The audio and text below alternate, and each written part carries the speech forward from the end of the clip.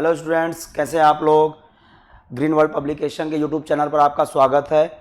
मैं आपका अपना फिजिक्स टीचर केशव मिश्रा हर बार की तरह इस बार फिर आपके बीच एक नई वीडियो लेकर आए हैं, जिसमें कक्षा 12 भौतिक विज्ञान के हम लोग गतिमान आवेश और चुंबकत्व क्षेत्र के कुछ क्वेश्चनों को सॉल्व करेंगे। लास्ट वीडियो में हम लोगों ने इसके जो भी बेसिक चीज़ें होती है समरी हमने पढ़ा था, और इस वाले वीडियो में आपको अति लघु उत्तरीय प्रश्न और बहुविकल्पी प्रश्नों को हम लोग सॉल्व किया जाएगा। तो चलिए बिना देर किए हुए आइए स्टार्ट करते हैं। लेकिन हाँ, स्टार्ट करने के पहले दोस्तों आप हमारे चैनल ग्रीन वर्ल्ड पब्लिकेशन को लाइक, सब्सक्राइब और शेयर जरूर करें। तो चलिए आइए स्टार्ट करते हैं। नेक्स्ट स्लाइड पे चलते हैं हम लोग। क्वेश्चन हमारे जो भी हैं, आज हम लोग बहुविकल्पी और अति लघु उत्तरीय प्रश्न को सॉल्व किया जाएगा। जैसा कि आप लोगों ने समरी के बारे में पढ़ा था, लास्ट वीडियो में समरी देखे होंगे, उसमें बेसिक चीज़ें बताई गई थी। चुंबकीय क्षेत्र क्या होता है और अलग अलग तरीके से उसका कैसा मान निकाला जाता है, बल का मान, फ्लेमिंग के बाएं हाथ का नियम, ये सारी चीज़ें हम लोग पढ़े थे। आज उसको बहुविकल्पी प्रश्न और अति लघु प्रश्नों के उत्तर तरीके से उसको हम लोग सॉल्व करेंगे। तो चलिए आइए देखिए, फर्स्ट क्वेश्चन आपका क्या है। एक चुंबकीय क्षेत्र उत्पन्न किया जाता है। अब देखिए चुंबकीय क्षेत्र उत्पन्न कैसे होता है, आपको इस चीज़ों के बारे में बताया गया था, बेसिक चीज़ें, कि कोई आवेश जब गतिमान होता है तब क्या होता है, चुंबकीय क्षेत्र उसमें उत्पन्न होता है। तो गतिमान हुआ तो धारा भी प्रवाहित होगा, तो धारा की वजह से भी आपका चुंबकीय क्षेत्र आता है। तो इसमें दिया हुआ है ऑप्शन आपका केवल गतिमान आवेश द्वारा, केवल बदलते विद्युत आवेश द्वारा। तो अगर देखा जाए तो गतिमान आवेश के द्वारा भी होता है, और जब आवेश गतिमान होता है तब होता है आपका चुंबकीय क्षेत्र। दूसरा, जब विद्युत आपका जो विद्युत धारा होता है वो बदलने लगता है, यानी केवल बदलते विद्युत आवेश द्वारा। यानी क्या होगा आपका, इसमें अगर देखा जाए तो हमारा क्या होगा, दोनों ऑप्शन हमारा यहाँ पे सही होगा। यानी इसका कौन सा ऑप्शन होगा, थर्ड वाला ऑप्शन होगा, इसमें केवल गतिमान आवेश द्वारा और बदलते विद्युत आवेश द्वारा दोनों ऑप्शन मिलाएंगे तो थर्ड वाले में दोनों ऑप्शन दिया हुआ है। क्लियर है। सेकेंड क्वेश्चन पे आते हैं। चुंबकीय क्षेत्र का मात्रक क्या होता है।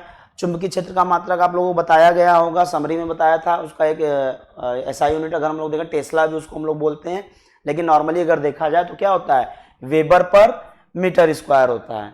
क्या होता है, वेबर पर मीटर स्क्वायर होता है। थर्ड क्वेश्चन दिया है आपका चुंबकीय क्षेत्र की तीव्रता, इसका भी क्या होगा, वेबर पर मीटर स्क्वायर होगा। इसके बाद आते हैं फोर्थ क्वेश्चन पे, क्या दिया हुआ है, समान चुंबकीय क्षेत्र B में एक इलेक्ट्रॉन आवेश तथा नियत वेग v से चुंबकीय क्षेत्र के समांतर गतिमान है। अब देखिए हम लोगों ने जो पढ़ा है फॉर्मूला, लॉरेंज बल आप लोगों ने पढ़ा होगा, F = QVB होता है। यानी यहाँ क्या होता है, QVB साइन थीटा होता है। अगर देखा जाए तो ये आपका वेक्टर फॉर्म में जो होता है, वेक्टर फॉर्म में क्या होता है, Q ब्रैकेट में V क्रॉस B होता है। अगर इसको हम लोग देखा जाए तो इस तरीके से होता है। ठीक है, पढ़े होंगे आप लोग लॉरेंज बल के बारे में। तो यहाँ VB साइन थीटा, यानी V और B जो आवेश चलता है उसकी दिशा, उसकी गति की दिशा और चुंबकीय क्षेत्र की दिशा। यानी अगर हम यहाँ पे देखा समांतर दिया, यानी क्या हो गया, थीटा आपका 0 हो गया। थीटा 0 हो जाएगा तो बल का मान क्या हो जाएगा, 0 हो जाएगा। तो यहाँ से आपका कौन सा ऑप्शन हो जाएगा, चौथे वाले का 0 हो जाएगा। यहाँ कोई फॉर्मूला नहीं बनेगा, यहाँ क्या हो जाएगा, सीधे फॉर्मूले पुट करेंगे, थीटा की वैल्यू 0, समानांतर दिया यानी थीटा एंगल आपका 0 हो गया, दोनों बीच का कोण क्या है, 0 अंश है। तो आपका आंसर क्या हो जाएगा, बल उस पर क्या हो जाएगा, 0 हो जाएगा बल का मान। क्लियर है, इसको देख लीजिए, फिर आगे बढ़ते हैं।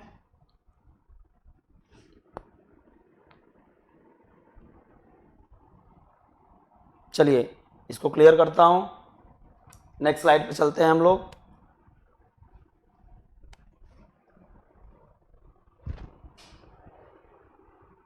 एक आवेशित कण चुंबकीय क्षेत्र की दिशा से 30 डिग्री के कोण पर प्रवेश करता है। कण का पाथ क्या होगा। लॉरेंज बल में आप लोगों को बताया गया होगा इसके बारे में कि अलग अलग पाथ होते हैं, वृत्ताकार पाथ होता है, कुंडलिनी पाथ होता है।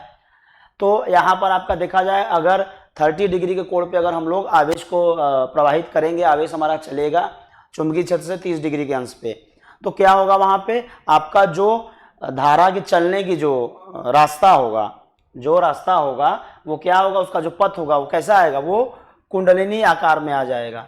कैसे आ जाएगा, कुंडलिनी आकार में आ जाएगा वो आपका। ठीक है, तो इसका ऑप्शन कौन सा हो जाएगा, इसका ऑप्शन आपका कुंडलिनी हो गया।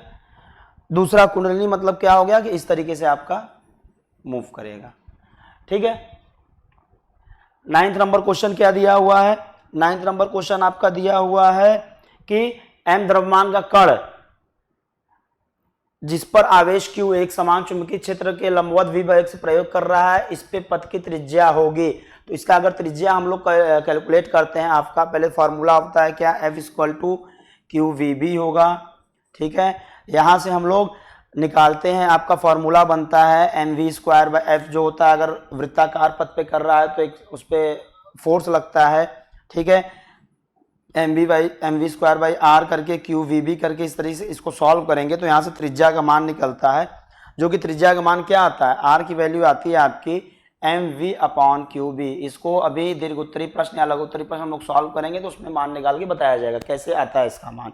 तो यहाँ से डायरेक्ट अगर हमें फॉर्मूला लर्न रहेगा तो सीधे हम लोग क्या करेंगे, सीधे बिना देर किए हुए तुरंत ऑप्शन जो हमारा मैच करेगा उसको हम लोग टिक कर देंगे बिना देर किए हुए, यानी कोई समय की जरूरत नहीं है। आपको अगर लर्न है, चीजें याद है आपको, तुरंत टिक करके आगे वाले क्वेश्चन पे बढ़ेंगे हम लोग। ठीक है, अब देखिए यहाँ पे तो इसका क्या हो जाएगा, ये वाला ऑप्शन हो जाएगा। क्वेश्चन नंबर 10 है आपका, यदि आवेशित कण का वेग 2 गुना तथा चुंबकीय क्षेत्र का मान आधा करते तो आवेश की पथ की त्रिज्या हो जाएगी। क्या होगा, यदि आवेशित कण का वेग 2 गुना तथा चुंबकीय क्षेत्र का मान आधा कर दे तो आवेश के पथ की त्रिज्या क्या होगी। यानी अगर आवेश के पथ की त्रिज्या देखा जाए हम लोग यहाँ से, तो यहाँ क्या हो जाएगा, R equal to mv by QB है। चुंबकीय क्षेत्र का मान क्या कर दिया है, आधा कर दिया है। चुंबकीय क्षेत्र का मान यहाँ पे अगर हम लोग रखें तो b की जगह क्या कर देंगे, b बाई 2 रख देंगे, यानी 1 2 ऊपर आ गया। दूसरा क्या है, उसका वेग भी 2 गुना कर दिया जाए, v की जगह 2v रख दें, तो यहाँ पे क्या आ जाएगा, 1 2 यहाँ भी आ जाएगा, यानी क्या हो जाएगा, ये R equal to 4 time R dash equal to 4 time R आ जाएगा आपका। सीधे फार्मूला आपको याद है, वहां वैल्यू पुट कर दीजिए, आपका क्या हो जाएगा, 4 गुनी हो जाएगी। क्लियर है। तो आप देख रहे हैं कि अगर आपको चीजें, बेसिक चीजें अगर आपको पता है तो आप बहुविकल्पी प्रश्न और अति लघु उत्तरी प्रश्न को तो इतना जल्दी, इतना आसानी से कर सकते हैं कि आपका बहुत टाइम बच जाएगा। और नंबर स्कोरिंग होता है भाई, लघु उत्तरी प्रश्न दीर्घ उत्तरी प्रश्न में लिखेंगे, हो सकता है उस पर कुछ गलत लिखे तो नंबर कटे। बहुविकल्पी में क्या नंबर आपका कटेगा, अगर चीज सही है 1 नंबर का क्वेश्चन है, 1 नंबर आपको बोर्ड एग्जाम में मिलेगा। तो मेन क्या है कि आपको चीजें, बेसिक चीजें आपको लर्न रहनी चाहिए, दिमाग में बैठा रहना चाहिए। हाँ, इस चैप्टर का ये क्वेश्चन है तो ये हमें फॉर्मूला याद रहना चाहिए, तुरंत वहां पे 1 नंबर आपको मिल जाएगा और अच्छा नंबर स्कोर कर सकते हैं आप लोग बोर्ड एग्जाम में। तो आइए आगे वाले क्वेश्चन पे चलते हैं।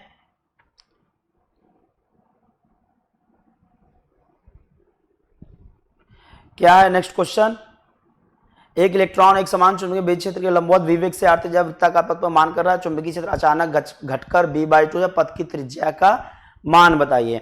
चलिए ये क्वेश्चन लगाइए, इसका क्या होगा, पथ की त्रिज्या का मान देखिए क्या दिया है, ये भी इसी बेस, जो आपका त्रिज्या वाला फार्मूला इसी पे बेस्ड है। इसका भी सीधे क्या है, आपका b जो है, यानी b की वैल्यू, चुंबकीय क्षेत्र की वैल्यू क्या है, b बाई 2 हो जा रहा है, यानी a b बाई 2 हो गया तो 2 ऊपर चला गया, यानी r डैश इक्वल टू क्या आ गया, यहाँ पे 2r हो गया। बाकी चीजें सेम रह रही हैं, यहाँ पे केवल चुंबकीय क्षेत्र क्या हो रहा है, अचानक घट के आधा हो जा रहा है। त्रिज्या क्या हो जाएगी, 2 गुनी हो जाएगी। त्रिज्या 2 गुनी मतलब क्या हो गया, और वृत्त का जो त्रिज्या होगी वो बढ़ जाएगी। यानी पहले अगर छोटे वृत्त पे इस तरीके से चल रहा था तो अब क्या होगा, अब और बड़े वृत्त पे इस तरीके से घूमने लगेगा, चुंबकीय क्षेत्र का मान कम हो गया तो।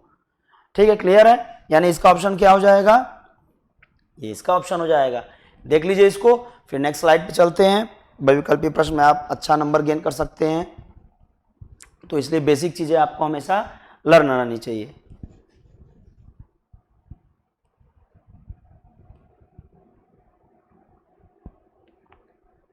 चलिए क्लियर कर दो बच्चों, कोई भी क्वेरी हो, कोई प्रॉब्लम आए, समस्या है, जो चीजें न समझ में आए कमेंट में मेंशन करिए आप, चीजें आपको वहां से क्लियर की जाएंगी। लॉरेंज बल ज्ञात करने का नियम, लॉरेंज बल क्या होता है, हमने बताया था, कोई जब आवेश किसी चुंबकीय क्षेत्र, और चुंबकीय क्षेत्र का विद्युत क्षेत्र भी होता है, वहां पे विद्युत क्षेत्र और चुंबकीय क्षेत्र दोनों क्षेत्र जब रहते हैं उस समय जो आवेश हमारा प्रवाहित होता है उस पर जो बल लगता है, यानी विद्युत क्षेत्र चुंबकीय क्षेत्र दोनों की वजह से जो बल लगता है वो हमारा क्या होता है, लॉरेंज बल होता है। और इसको कैसे हम लोग करते हैं, इसको जो दिशा इसका हम लोग करते हैं, दिशा चेक करते हैं, उसका क्या होता है, फ्लेमिंग के बाएं हाथ का नियम होता है। फ्लेमिंग के बाएं हाथ के नियम के अनुसार इसको हम लोग चेक करते हैं कि दिशा क्या होगी, आवेश के चलने की दिशा या बल की दिशा, उस पर किस दिशा में बल लग रहा है। तो फ्लेमिंग का लेफ्ट हैंड का नियम इस तरीके आपने पढ़ा होगा, ये आपके बल की दिशा बताता है, विद्युत धारा की दिशा बताएगा, और फर्स्ट वाला जो रहेगा उंगली रहेगी वो किसकी दिशा बताएगा, वो चुंबकीय क्षेत्र की दिशा बताएगा। तो यहाँ से हम लोग इसको बता सकते हैं क्या है, फ्लेमिंग के बाएं हाथ का नियम है। एम्पियर के परिपथीय नियम का सही रूप है, देख के सीधे फॉर्मूला याद है आप लगा, B dot D L equal to mu naught I होता है। क्या होता है, B dot D L equal to mu naught I होता है। यहाँ पे आराम से देख के आप यहाँ पे बता सकते हैं। क्वेश्चन नंबर 8 क्या है, एल लंबाई के तार में आई एम्पियर की धारा प्रवाहित होती है, तार बी वेबर पर मीटर, चुंबकीय क्षेत्र 30 डिग्री कोण पर झुका है, तार का चुंबकीय क्षेत्र लगने वाले बल का मान क्या होगा। तो जो बल लगता है F इक्वल टू आप देखे होंगे आई बी एल साइन थीटा होता है। 30 डिग्री पे है तो क्या हो जाएगा, आई बी एल साइन 30 का मान 1/2 होता है, तो क्या हो जाएगा, आई बी एल बाई 2 हो जाएगा। यहाँ पे अगर हम लोग देखें तो क्या आ जाएगा आपका दोस्तों, आई बी एल बाई, एक सेकेंड, क्या दिया है, चुंबकीय क्षेत्र से 30 डिग्री पर झुका है,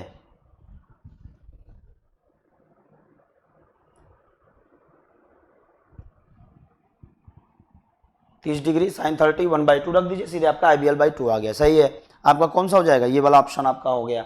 फार्मूला याद है, सीधे आप सॉल्व कर लेंगे यहाँ से। ये वाला देखिए, फिर सेम क्वेश्चन आया है, आवेश Q एक समान चुंबकीय क्षेत्र B के समानांतर V वेग से गति कर रहा है। आपको बताया गया है अगर B के समानांतर अगर कर रहा है, अगर मान लीजिए चुंबकीय क्षेत्र की दिशा ये है और आवेश ये दिशा, अगर इन दोनों को समानांतर कर दें, V क्रॉस B होता है, यानी VB साइन थीटा होता है। हमेशा जब लंबवत रहते हैं तभी उस पर बल लगता है, अदरवाइज समानांतर हो जाएंगे, थीटा की वैल्यू आपकी 0 हो जाएगी, जिससे क्या होगा, आपका लगने वाले बल का मान क्या हो जाएगा, आपका 0 हो जाएगा यहाँ पे। ठीक है, तो इसको देख लीजिए, ऐसा क्वेश्चन अभी आया था पिछले स्लाइड पे, चेक कर लीजिए, इसको देख लीजिए, नोट कर लीजिए। क्वेश्चन अगर आपको लेना है तो स्क्रीनशॉट भी ले सकते हैं। उसके बाद नेक्स्ट स्लाइड पे चले हम लोग।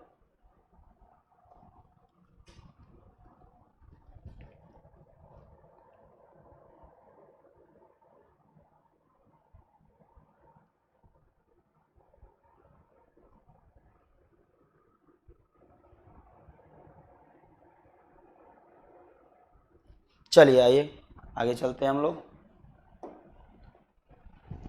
क्या दिया है क्वेश्चन, एल लंबाई के वृत्ताकार कुंडली मोड़ा जाता है, कुंडली में धारा आई प्रवाहित, केंद्र पर उत्पन्न चुंबकीय क्षेत्र, इसका आपको फॉर्मूला डेरिवेशन कराया जाएगा। अभी लघुत्तरी प्रश्न या दीर्घोत्तरी प्रश्न में पूछा गया होगा। इसका सीधे आपका फॉर्मूला क्या आता है, आप लोग एक बार जरा बताइए क्या आएगा इसका फॉर्मूला, म्यू नॉट पाई आई अपॉन एल, 2 म्यू नॉट आई अपॉन 2l। देखिए पाई सब में ऊपर होगा, इतना माइंड में याद रखना है, ठीक है। लेकिन कौन सा होगा, mu naught pi I by 2l। आपका कौन सा फार्मूला बनेगा, चुंबकीय क्षेत्र की दिशा होगा, चुंबकीय क्षेत्र का मान निकालेंगे तो mu naught pi I by L आता है। ठीक है, इसको लर्न कर लीजिएगा। एम्पियर का एमीटर का नेट प्रतिरोध कम होना चाहिए, यह मापी जाने वाली, इसमें क्या है, एमीटर का नेट प्रतिरोध कम होना चाहिए। क्यों कम होना चाहिए, क्या यह अधिक गर्म नहीं होता है, अधिक धारा नहीं देता है, अधिक धारा माप सकता है, यह मापी जाने वाली धारा में प्रेक्षणीय परिवर्तन नहीं करता है।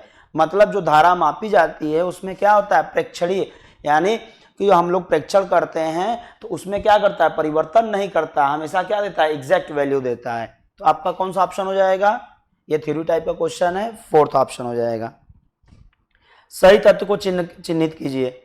वोल्ट मीटर का प्रतिरोध कम होना चाहिए, वोल्ट मीटर का प्रतिरोध अधिक होना चाहिए, अमीटर का प्रतिरोध अधिक होना चाहिए, अमीटर का प्रतिरोध कम होना चाहिए, परंतु इसके धारा मापी प्रतिरोध से अधिक होना चाहिए। कौन सा ऑप्शन होगा बच्चों, जल्दी बताइए, कौन सा ऑप्शन होगा इसका। वोल्ट मीटर का प्रतिरोध क्या होता है, हमेशा अधिक होना चाहिए। वोल्ट मीटर का क्या होता है, प्रतिरोध हमेशा अधिक होना चाहिए। कमेंट में एक क्वेश्चन पूछ रहा हूं, आप मेंशन करिएगा उसको। जो हमारी सर्किट बनती है तो वोल्ट मीटर जो होता है उसको श्रेणी क्रम में लगाते हैं या समानांतर क्रम में लगाते हैं, और अमीटर किस क्रम में लगाते हैं, यानी दोनों का आप कमेंट में मेंशन करिएगा कि वोल्ट मीटर जो होता है और अमीटर जो होता है कौन सा श्रेणी क्रम में लगता है, कौन सा समानांतर क्रम में लगता है। इसका आपका इंतजार रहेगा दोस्तों, कमेंट में मेंशन करिएगा इस क्वेश्चन को। चलिए, तो इसका ऑप्शन क्या हो जाएगा, सेकेंड नंबर, वोल्ट मीटर का प्रतिरोध क्या होना चाहिए, अधिक होना चाहिए। ठीक है, देख लीजिए इसको, फिर आगे बढ़ते हैं हम लोग।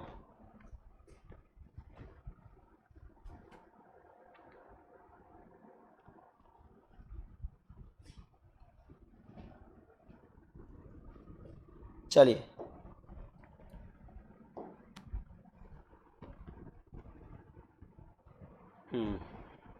क्वेश्चन आपका क्या आ गया। अब अभी तक हम लोग बहुविकल्पी कर रहे थे, अब आपका क्वेश्चन कौन सा आ गया, बहुविकल्पी और अति लघु के इन प्रकार के क्वेश्चनों को मिक्स करके बनाया गया है।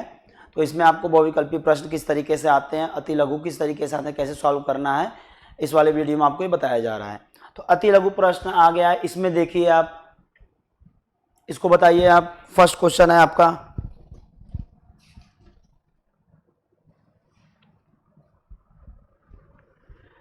समरूप चुंबकीय क्षेत्र में गति करते हुए आश्रित कर लगने वाले बल का सूत्र प्रयुक्त चिन्ह का अर्थ बताते हुए लिखिए। जब मैंने बताया क्या हो गया, अपना लॉरेंज बल वाला फार्मूला यहाँ हो जाएगा। समरूप चुंबकीय क्षेत्र में गति करते हुए आवेशित कण के लगने वाले बल का मान क्या हो जाएगा, आप जानते हैं यहाँ पर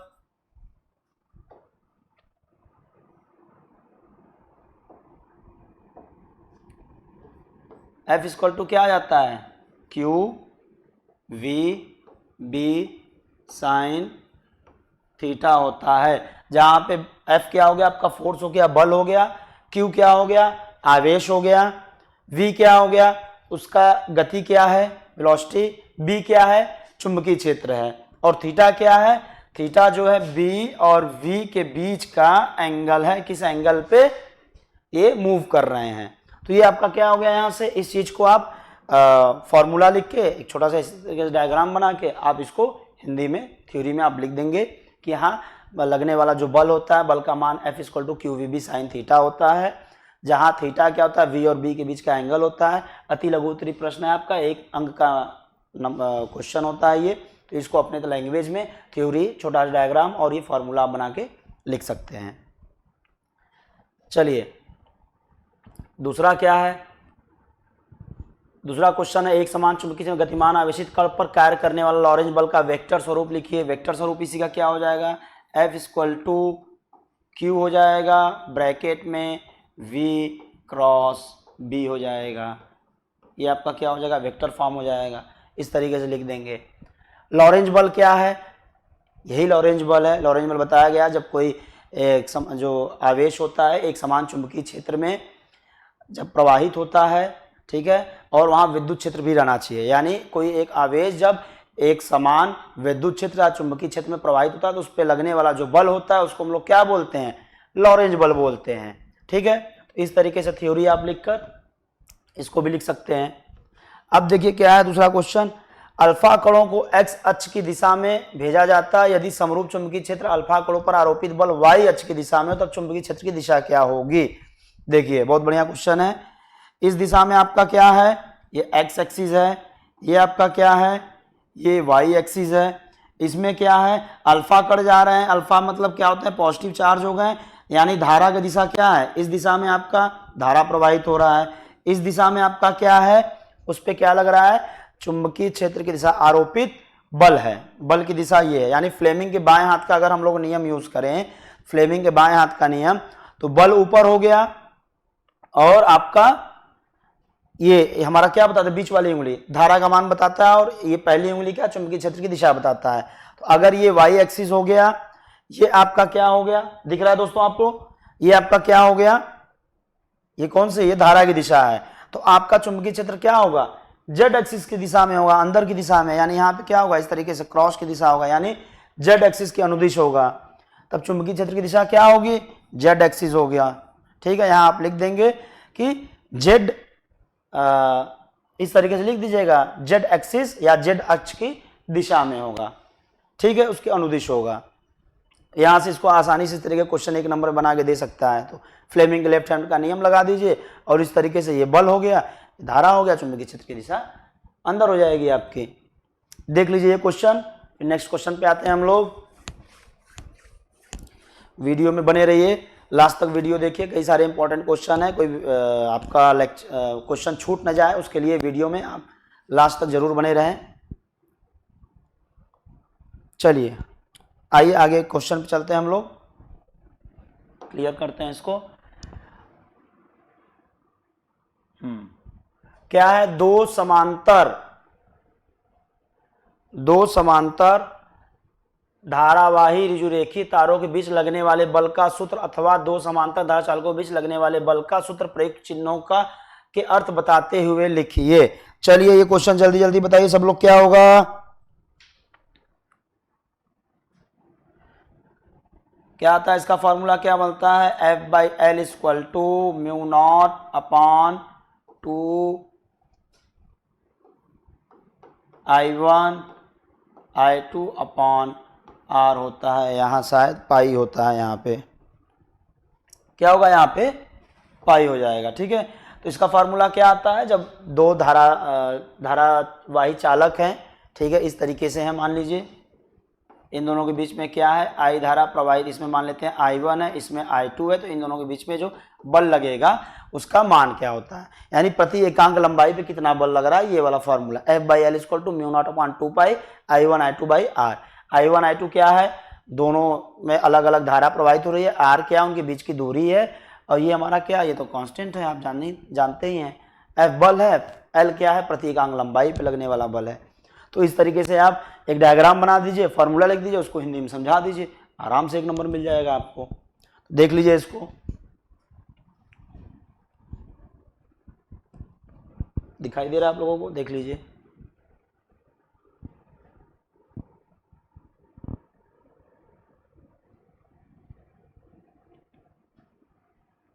अब देखिए सेकेंड क्वेश्चन क्या दिया है? 5 सेंटीमीटर लंबे तार को इतने चुंबकीय क्षेत्र में रखा जाता है। 3 मिली एम्पियर की धारा तार में प्रवाहित करने पर तार का अधिकतम कितना बल आरोपित होगा? आरोपित बल का सीधे तार में F equal to I/B/L sine theta होता है। I का मान दिया हुआ है, धारा का मान 3 मिली एम्पियर है, L का मान दिया हुआ है, तार कितना लंबा है, ठीक है, और चुंबकीय क्षेत्र का मान दिया हुआ है। अधिकतम कितना बल आरोपित होगा? क्षेत्र में रखा गया है, धारा प्रवाहित करने पर अधिकतम बल यानी थीटा आपको क्या करना पड़ेगा? थीटा की वैल्यू आपको यहाँ पर मेंशन करना, अधिकतम दिया यानी थीटा की वैल्यू क्या रखनी पड़ेगी? 90 डिग्री रख लीजिए, इसको सॉल्व कर लीजिए, कैलकुलेट कर लीजिए, आपका यहाँ पे मान आ जाएगा। देख लीजिए इसको, ये कभी कंफ्यूज मत होइएगा, थीटा का मान नहीं दिया है, क्या करें? यहाँ क्वेश्चन पढ़िएगा, क्या दिया हुआ है? अधिकतम मान यानी थीटा है, साइन थीटा है, तो अधिकतम मान साइन थीटा का क्या होता है? 1 होता है। और तो यहाँ पे हम थीटा का मान 90 रख लेंगे या साइन थीटा की वैल्यू 1 रख लेंगे, रख के इस तरीके से फॉर्मूला पे हम लोग लगा के इसको हम लोग सॉल्व कर लेंगे। देख लीजिए ये क्वेश्चन, और इसको सॉल्व करके इसकी वैल्यू जो आएगी कमेंट बॉक्स में मेंशन करिएगा आप लोग, कैलकुलेट तो कर ही लेंगे आप लोग, इतने होशियार हैं आप लोग। देख लीजिए, फिर नेक्स्ट क्वेश्चन पे आते हैं।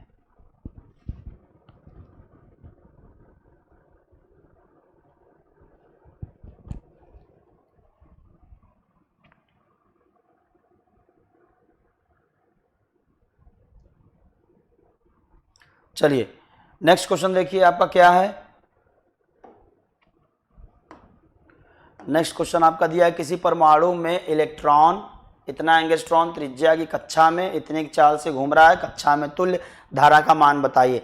अच्छा एक चीज देखिए, कुछ चीजें आपको बेसिक दिमाग से सोचनी पड़ेंगी, जरूरी नहीं कि वो फॉर्मूला बेस्ड क्वेश्चन है। अब इसमें क्या दिया है कि एक इलेक्ट्रॉन है किसी एक कक्षा में इस तरीके से घूम रहा है, कक्षा की त्रिज्या r दी हुई है, इसमें क्या कर रहा है? ये इलेक्ट्रॉन आपका इस तरीके से मूव कर रहा है, ठीक है।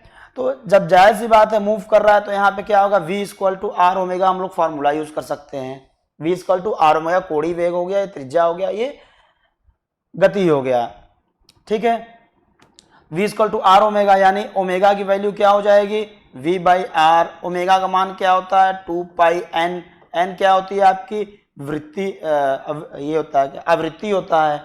n की वैल्यू क्या आ जाएगी? v अपॉन 2 पाई r, v अपॉन 2 पाई r। यहां से धारा का मान पूछा है, आवृत्ति जब पता चल जाएगी आपको तो धारा का मान क्या होगा? I equal to n into q. ये आप फॉर्मूला यूज करेंगे, इस फॉर्मूला को देख लीजिएगा आप लोग, ध्यान दिमाग में लगा लीजिएगा। आवृत्ति का मान आ जाएगा, आवृत्ति का मान रख दीजिएगा, प्लस Q का मान आपको यहाँ पर किसी परमाणु में इलेक्ट्रॉन दिया हुआ है, तो इलेक्ट्रॉन आवेश का 1.6 × 10⁻⁻19 कूलम, इसका मान रख दीजिएगा आप लोग। ठीक है, मान रख देंगे, वैल्यू यहाँ पे आपकी आ जाएगी। इसका भी न्यूमेरिकल वैल्यू आप लोग सॉल्व करके कमेंट बॉक्स में मेंशन करिएगा, चेक किया जाएगा कितने लोगों ने सही बताया, कितने लोगों ने गलत। दोस्तों इसको देख लीजिए, नोट कर लीजिए इसको।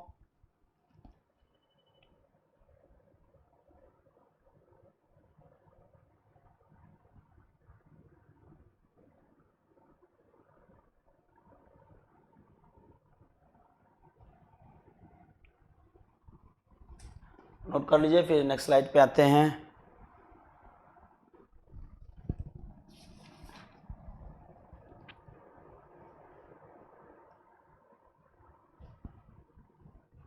चलिए क्लियर करते हैं, आइए।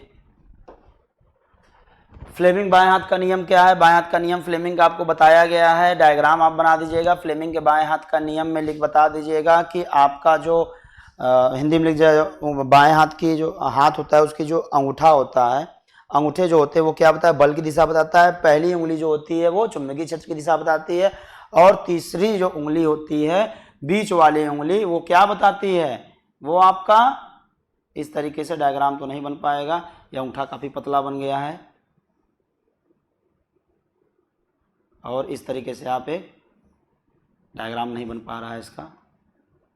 ठीक है, इस तरीके उंगली जो भी होगा इसको आप डायग्राम बन सकता है तो डायग्राम बनाइए, नहीं तो आप थ्योरी में आप इस तरीके से फ्लेमिंग के बाएं हाथ का नियम लिख सकते हैं आप लोग कि कैसे कौन सी उंगली कौन सी दिशा दर्शाती है।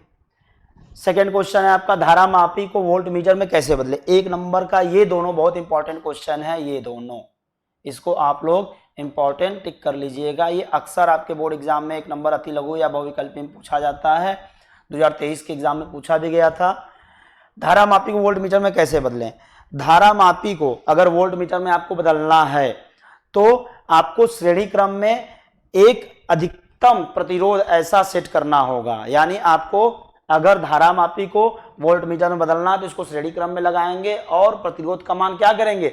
अधिकतम मैक्सिमम वैल्यू रखेंगे, जितना पॉसिबल मैक्सिमम वैल्यू होता है उसको हम लोग रखेंगे। तो ये धारा मापी को वोल्ट मीटर में कैसे बदले, ये बदलने का तरीका है। ठीक है, देख लीजिए इसको, नोट कर लीजिए, नोट करना है तो।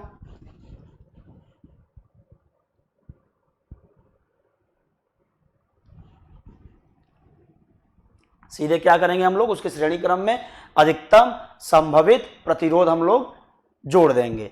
उसी तरीके से शंट से क्या अभिप्राय है? शंट क्या होता है? शंट जो होता है इसमें भी यही करते हैं, धारा मापी को अमीटर में, धारा मापी को अमीटर में बदलने के लिए उसके श्रेणी क्रम में न्यूनतम संभव प्रतिरोध को हम लोग जोड़ देते हैं। क्या करते हैं? न्यूनतम संभव प्रतिरोध, न्यूनतम मिनिमम पॉसिबल रेजिस्टेंस को हम लोग ऐड कर देते हैं। यानी इसमें क्या होता है, ये अमीटर में हम लोग चेंज करते हैं।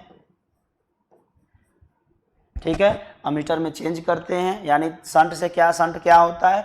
शंट जो होता है उसमें हम लोग एक प्रक्रिया, उसमें हम लोग क्या करते हैं कि धारा मापी को अमीटर में बदलते हैं। कैसे? उसके श्रेणी क्रम में, उसके सीरीज में क्या करते हैं, क्या ऐड करते हैं? मिनिमम पॉसिबल रेजिस्टेंस ऐड कर देते हैं, प्रतिरोध।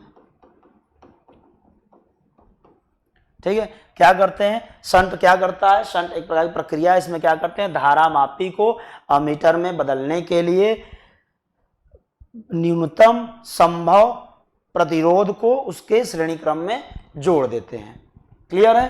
तो चलिए इसको देख लीजिए, नोट करना है नोट कर लीजिए। इस तरीके के आपके क्वेश्चन आते रहते हैं। आपका गतिमान, आवेश और चुंबकीय जो आपके चैप्टर चल रहा है इसमें इस तरह के क्वेश्चन आपके पूछे जाते हैं। आज आप लोगों ने इस वीडियो में आप लोगों ने देखा कि बहुविकल्पी प्रश्न और अति लघु उत्तरीय प्रश्न कैसे सॉल्व किया जा रहा है। तो इसी तरीके से आपके बीच नए नए वीडियो आते रहेंगे जिसमें नए नए क्वेश्चन, नए नए तरीके से कैसे क्वेश्चन अति लघु उत्तरीय सॉल्व कैसे करना है, दीर्घ उत्तरीय सॉल्व कैसे करना है।